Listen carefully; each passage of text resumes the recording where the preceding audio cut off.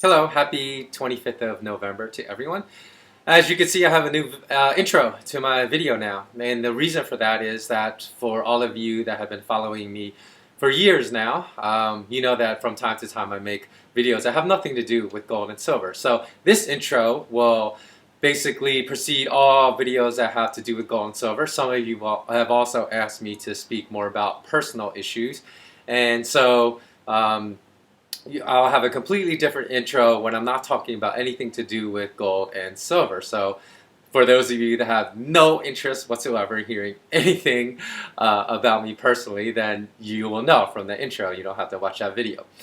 As well, I also make a lot of videos that have just to deal with life issues. So the other intro will accompany those videos as well, because as some of you know, when I first got out of uni, I worked with a healthcare company and dealt with a lot of issues in high-risk communities, and also mentored some high school students that were very high risk from their socioeconomic status and from the neighborhoods they lived in. And then when I moved to LA, I also mentored gang members when I was there.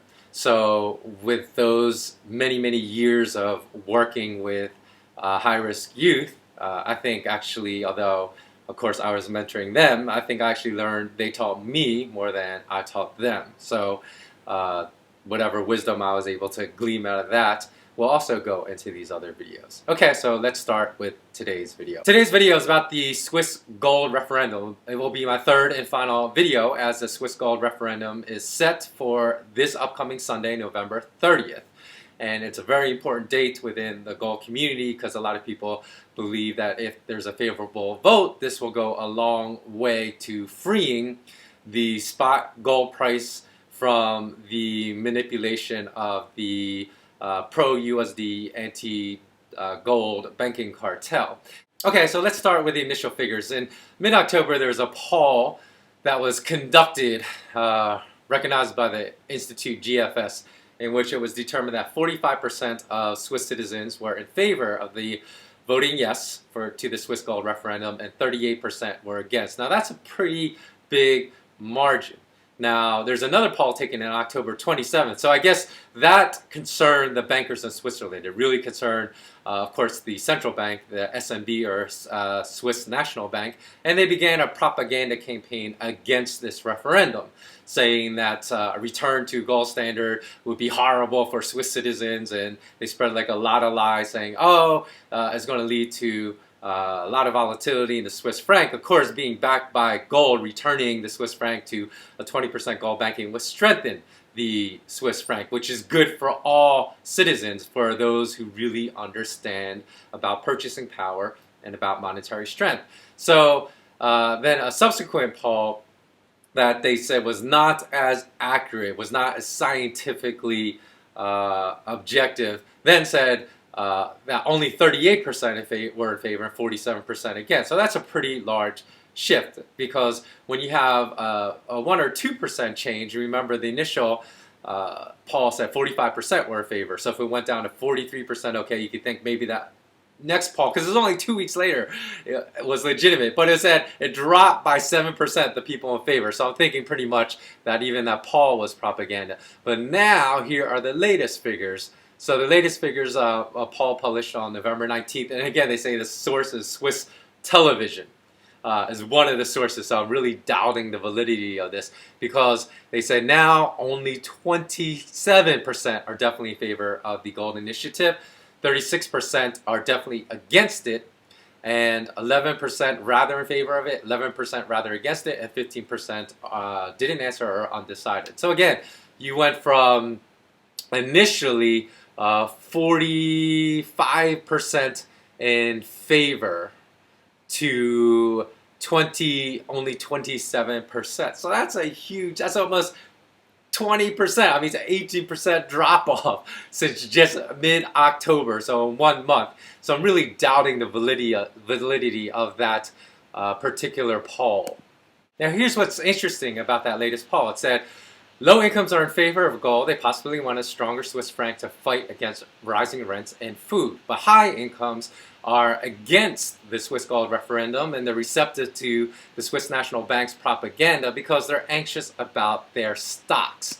Now, that makes absolutely no sense whatsoever because the reason that stock markets are going up because all that these high-income Swiss that are potentially going to vote no against the Swiss gold referendum have to understand is just look historically to Zimbabwe, look historically to Japan, and a soaring stock market is not necessarily good if it's not organic, if it's basically soaring because it's denominated in a currency that is crashing. So if the Swiss franc goes down by 20% and you get an increase in 20% in Swiss stocks, that cancels each other out. So if you look at rising stock markets, like strongly rising stock markets in Japan, in Zimbabwe, if you looked in Argentina, which has been one of the best performing stock markets, you look, they have total currency collapse. So it was a precursor and a warning to people actually to strengthen your currency.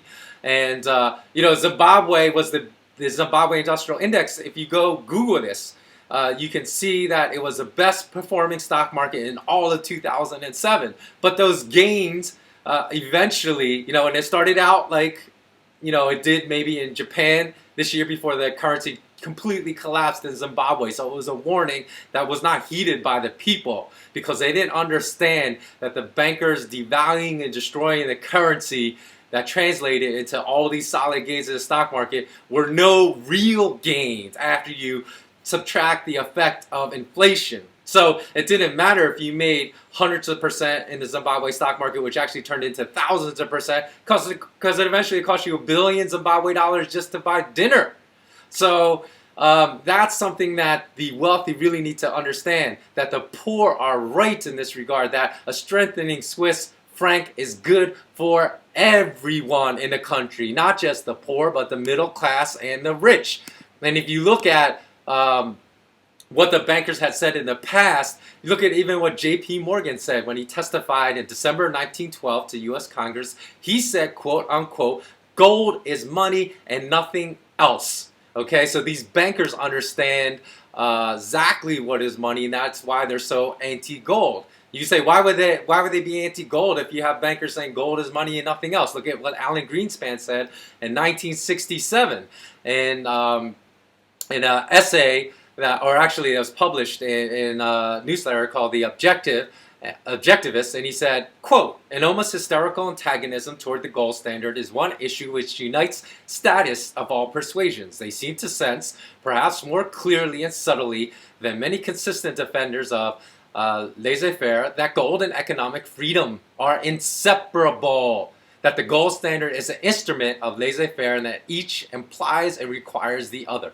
In order to understand the source of their antagonism, it is necessary first to understand the specific role of gold in a free society, end quote. So by voting against gold backing the Swiss franc, you're voting basically for a tyrannical society ruled by the tyranny of bankers and against your own freedom. It makes absolutely zero sense. And the other people that have been basically banking shills like Nouriel Roubini, he's an economist that is also a professor at New York University or NYU.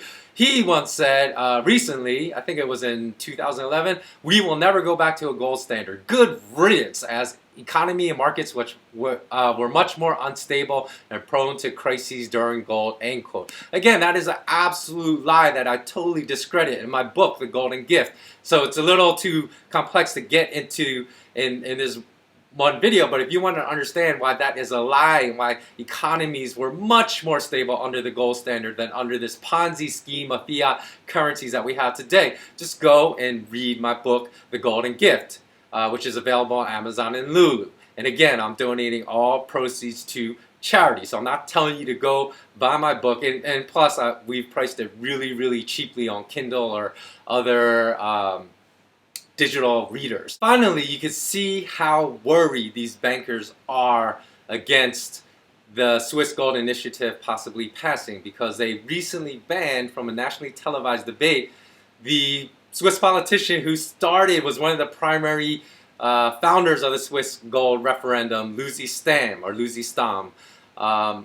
And why they would ban someone, of course, is because they don't want the truth to get out there. So I urge everyone that lives in Switzerland to go watch actually my 2 past videos as well, because you will see how strong the Swiss franc was when it was backed by a much higher percentage of gold. Because as I said in one of those videos, I believe it's only around 7.8% backed by gold, when it was just recently 20% backed by gold. And that's what the Swiss gold referendum will return the franc to being 20% backed by gold. Remember, Alan Greenspan said, gold and economic freedom are inseparable. Go understand that. I'm going to put the link to his essay below in which he speaks about that. So I only read a small portion. You can read the whole thing. I also put a link to another essay that I wrote that basically explains Alan Greenspan's essay and how that's relevant to today. So please read all the links below, especially if you live in Switzerland, because this is super important. Now, I have really relayed my doubts, because I am a realist, because I see all this propaganda. I don't believe those exit polls right now are reflecting what the Swiss people are truly thinking. I think there's a much greater percentage that is in favor of it. So I do fear that no matter what the vote, even if the Swiss people vote yes, that the bankers will rig the vote to say no. So again, if you live in Switzerland and can contact any of the people before Sunday, November 3rd, please try to urge them to conduct exit polls, because exit polls can expose fraud if the bankers try to rig this vote no and the Swiss people actually vote yes. Okay, so that's all for today. Again, please do also look below at the video description and look at all the links, because I'm going to put links to a lot more information about this very historic and important vote coming up this Sunday. Okay, thanks for watching again. Please don't forget to subscribe by clicking the subscribe button below. And as always, remain intensely curious. So long.